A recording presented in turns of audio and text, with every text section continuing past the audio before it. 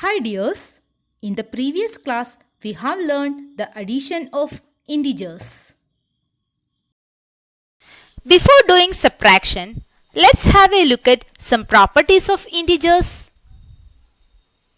The main properties of integers are closure property, commutative property, associative property, distributive property, identity element, and inverse. Let's have a look at closure property of the addition of integers. This property saying that sum of two integer will be another integer. In other words, we can say that if sum of two integer is another integer, we can say that the closure property holds for addition of integers. Mathematically, we can say that if a and b are any two integers, then a plus b is also an integer. Let's do some examples. 2 and 3, these two are integers, their sum is 5, another integer. 7 and negative 5, both are integers, their sum is 2, another integer. Then now we have taken two negative integers, negative 2 and negative 5. The sum is negative 7, it's another integer. The next property is commutative property. Commutative property of addition is when you are adding any two integers, their sum will be same if we change the order.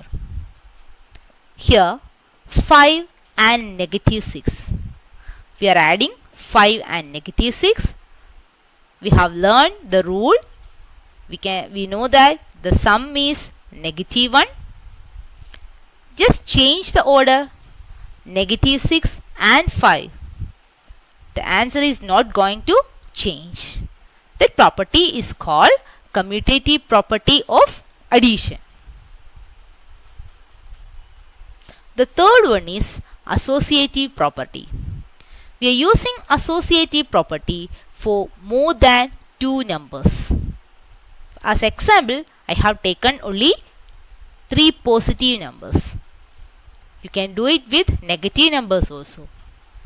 2 plus 3 plus 4. Just adding, you'll get the answer as 9.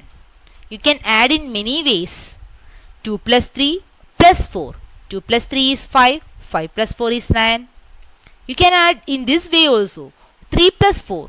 3 plus 4 is 7. 7 plus 2. It's 9. Correct. This way is also possible. 2 plus 4. It's 6. 6 plus 9. It's 9. So, associative property is saying that when we change the grouping, we have grouped this, right? As 2 plus 3, 3 plus 4 and 2 plus 4. When we change the grouping of the addends, it will not affect the sum.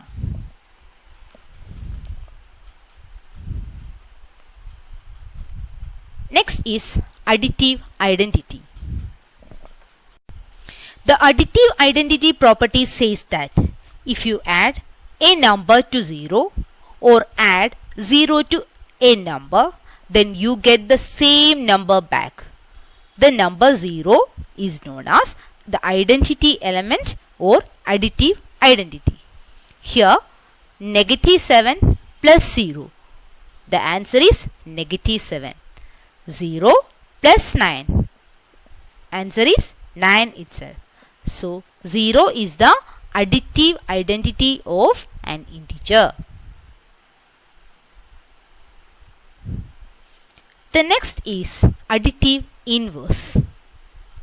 As the name says, additive inverse means when we are adding a number a with another number, then it yields 0, which means that when you are adding any two numbers or any two integers, if the answer is the additive identity, here the additive identity is 0, correct. So when you are adding any two numbers, if the answer is additive identity, then we can say that one number is the additive inverse of another. So another name is there, it's opposite. We can, from here in this example, you can say that negative 2 plus 2 equal to 0. Negative 2 is the additive inverse of 2 and 2 is the additive inverse of negative 2. Here 17 plus negative 17 equal to 0. So 17 is the additive inverse of negative 17 and negative 17 is the additive inverse of 17. We can say the same thing in another way. When you are taking a number a, you are adding a with negative a, you get the answer as additive identity 0. So a will be the additive inverse of negative a and negative a will be the additive inverse of a. You can write the thing like this: negative of negative a equal to a, or opposite of negative a equal to a. Let's learn subtraction of integers. Subtracting one integer from another integer is same as adding the additive inverse of second number to the first number. Let's see one example. Here we are going to subtract the integer 4 from negative 5. It is negative 5 minus 4. We have to consider the second integer 4. It is a positive number. What was the rule? Subtracting an integer from another integer means adding the additive inverse of second integer to the first number. So here we are going to find the additive inverse of 4. What is the additive inverse of 4? Correct. It is negative 4. First number, there is no change for the first number. It is negative 5 itself. We are going to add negative 5 with the additive inverse of 4. It is negative 4. Negative 5 plus negative 4. The answer is negative 9. So, when you are subtracting, there is no change for the first number. The change comes for the second number. We are taking the additive inverse of second number and the subtraction change to addition. So the answer is negative 9.